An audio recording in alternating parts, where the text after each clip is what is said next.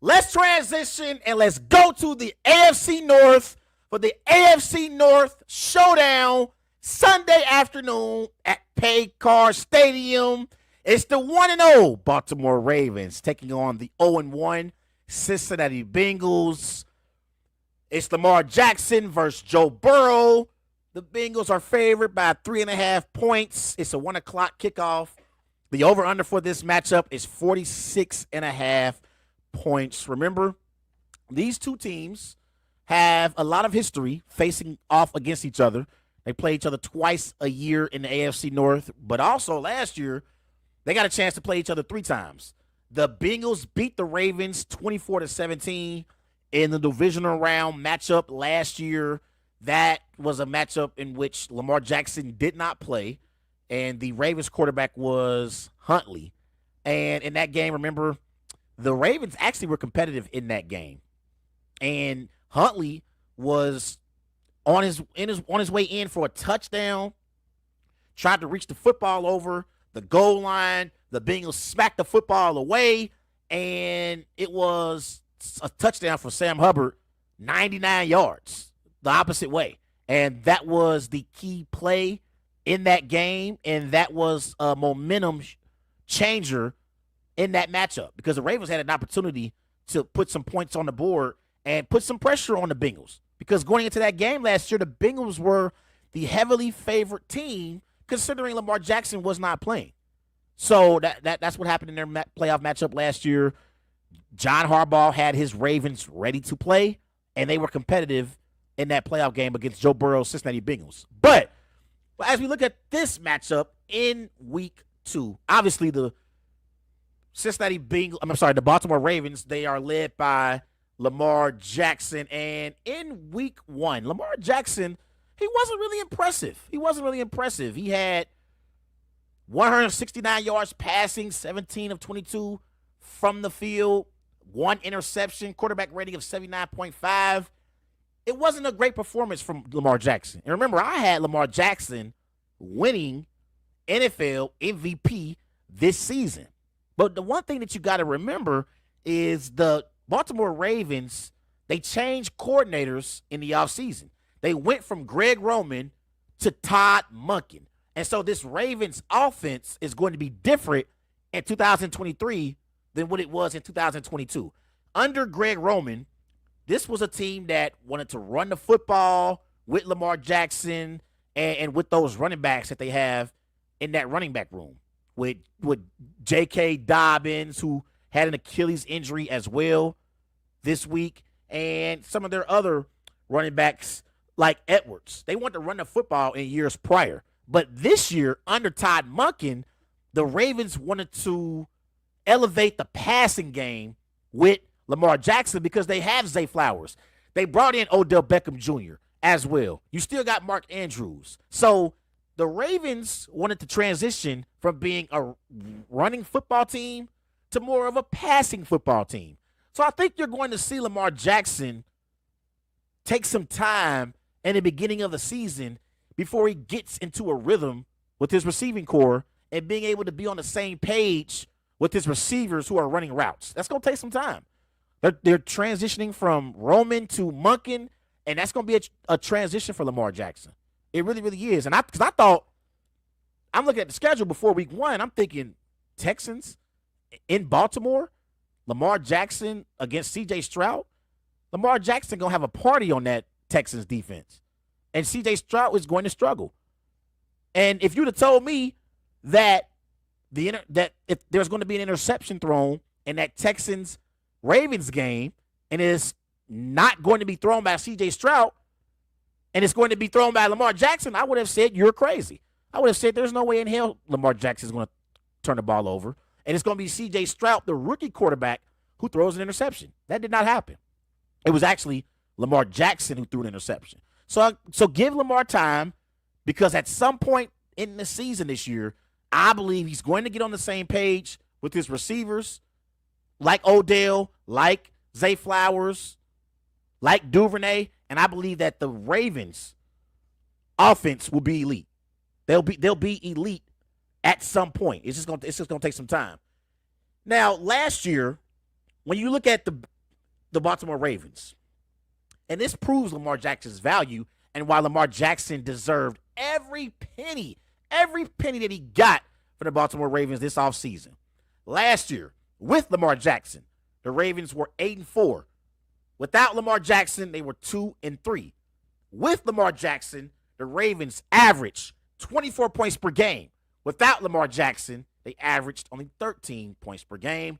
With Lamar Jackson, the Ravens' quarterback rating was 89. Without Lamar Jackson, it was 64.5. So that proves Lamar Jackson's value overall as a quarterback and what he means to this Ravens football team overall. So I feel like he's still going to win NFL MVP. He's one of the best quarterbacks in the NFL. And for years, I've been screaming this. Joe Burrow has Jamar Chase and T. Higgins. Patrick Mahomes has Travis Kelce. Jalen Hurts has Devontae Smith and A.J. Brown. Josh Allen has Stephon Diggs.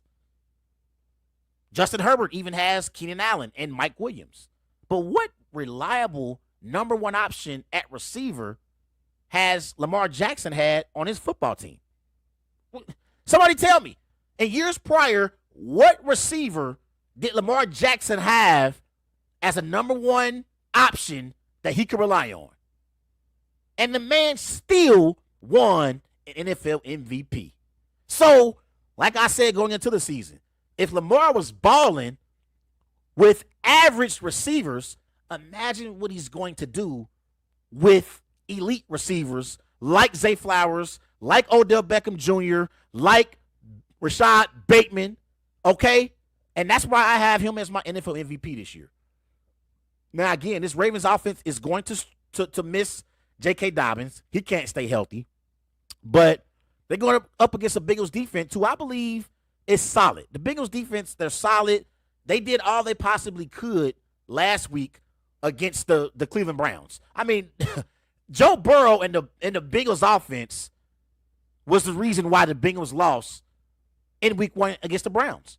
It's that simple. That Bengals defense, they did everything they possibly could to win that game. In the first half, they held the Browns to only 10 points.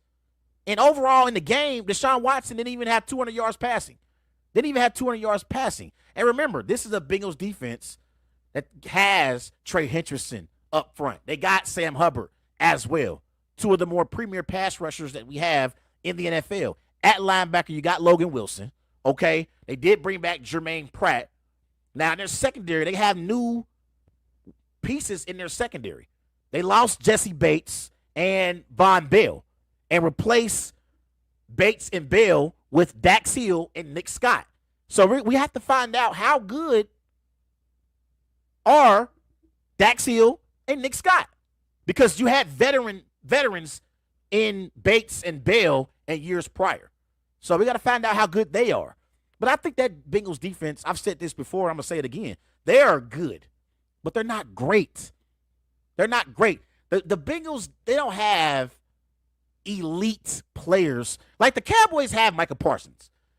The 49ers have Nick Bosa. The Steelers have TJ Watt. They have game changers on defense and difference makers. Players who could possibly win Defensive Player of the Year awards. Bengals don't have that, but they have a lot of good players. I think Logan Wilson is an underrated linebacker.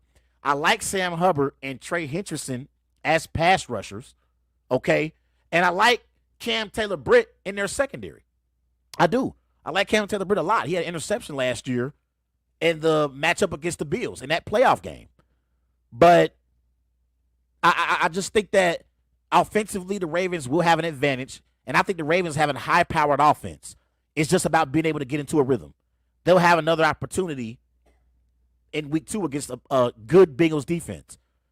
But the Ravens offense versus the Bengals defense, I would give the edge slightly to the Ravens offense.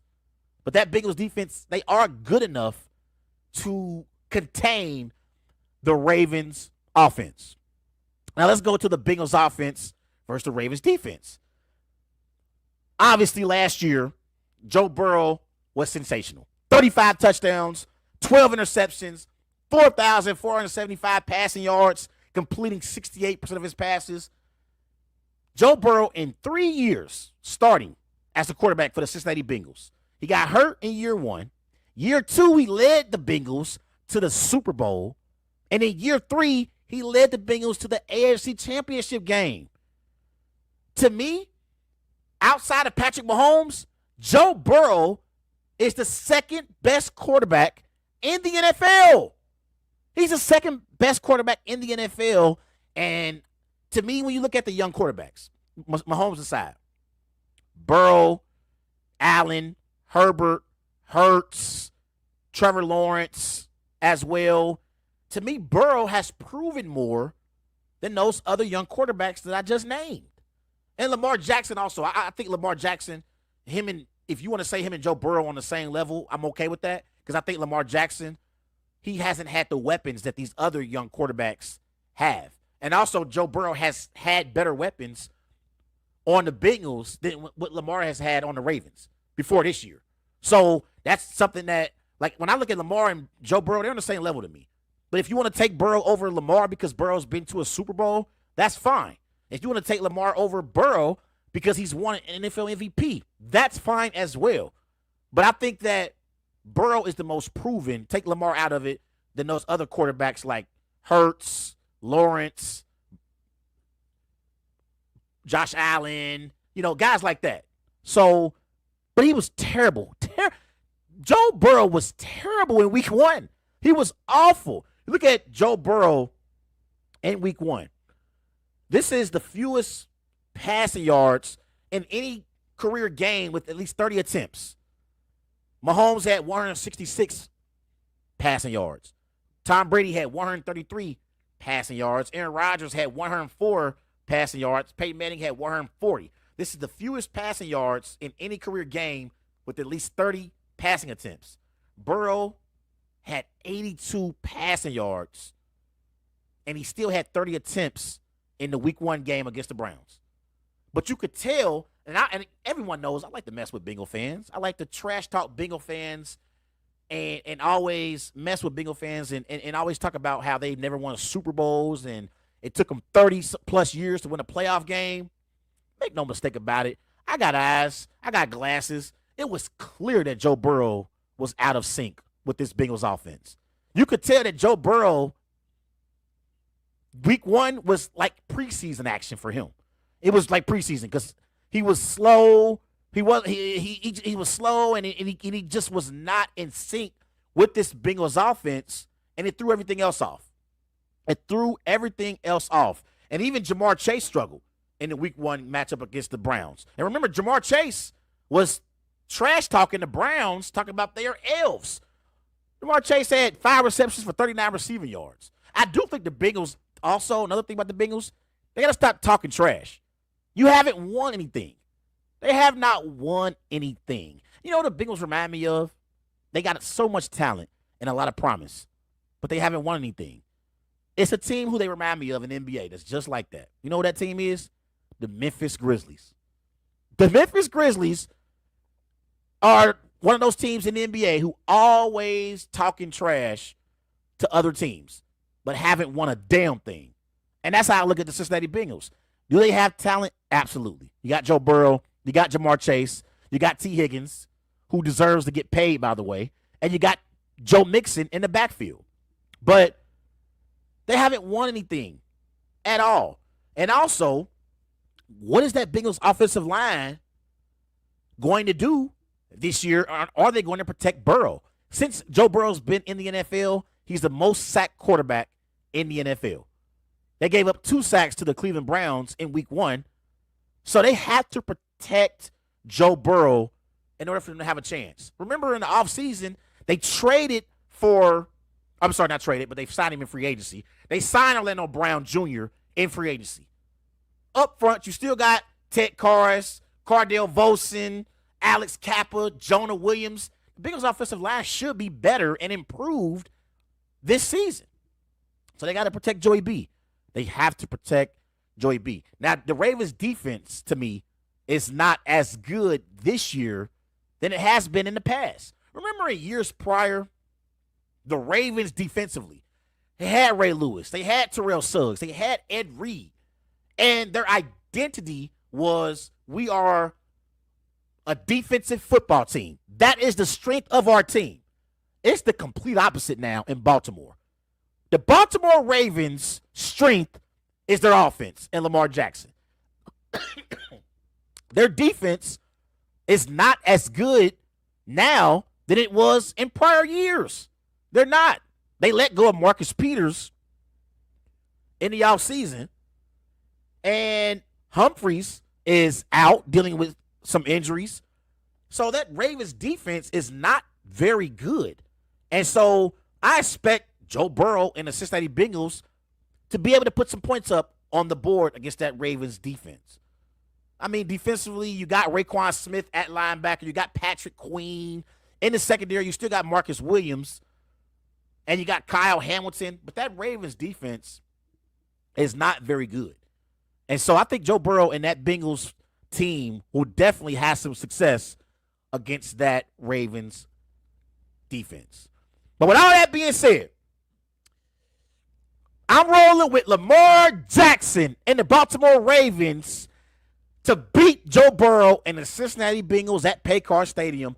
I got Lamar Jackson, 27, Joe Burrow, 24. And yes, the Bengals will fall to 0-2 on the season the same way that they did last year. Remember, they started off last year 0-2, lost to the Steelers, lost to the Cowboys. They're going to start off the season 0-2 this year as well. Lamar Jackson and the Baltimore Ravens will improve to 2-0. And I have the Ravens winning the AFC North. And there's people out here that kept saying, man, Ravens winning the AFC North, that's funny. That's funny. Bengals fans laughed at me when I put out my predictions a few weeks ago. They won't be laughing at me after Sunday afternoon, after Lamar Jackson and the Ravens have a statement win in Paycor Stadium. I'm going Ravens 27, Bengals 24.